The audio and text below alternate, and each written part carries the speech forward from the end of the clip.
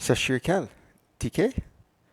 Hi everyone, this is Yakety Thak. This is part 2 of my Punjabi writing.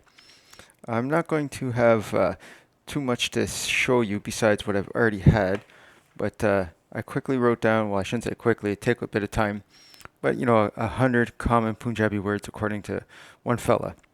But I'm not going to read off any of what's going on here. I'm just going to tell you briefly, I was invited to the Guruwarda on a Sunday. Uh, that's the Sikh temple. And I was speaking in the town of Sarnia, Ontario, with many people working part-time jobs as like DoorDash delivery and whatnot. And I showed them my writings, and many different people invited me to the temple, and I can't refuse. So I show up, and what a wonderful experience. Immediately take off your shoes and your socks, and there's music playing the whole time. There's people in the midst of prayer, there's people eating at the same time. And it was so wonderful sense of community that as long as you came, you didn't even have to be a friend. You just had to be a nice human being. As long as you showed up and behaved, they welcomed you.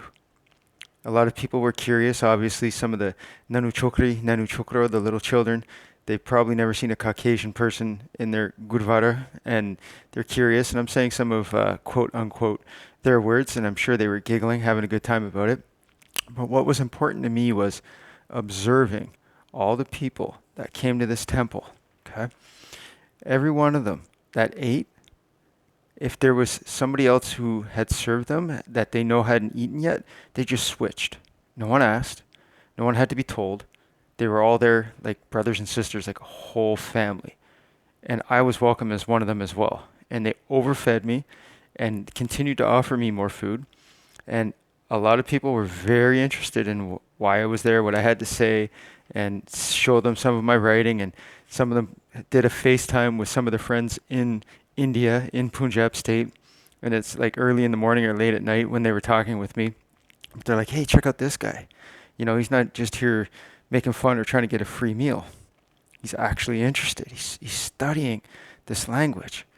And what was really awesome was I had to force my way into helping them. They refused to let me help until I finally said, listen, you gotta let me contribute in some way. I'm not religious at all. I need some fulfillment to thank you.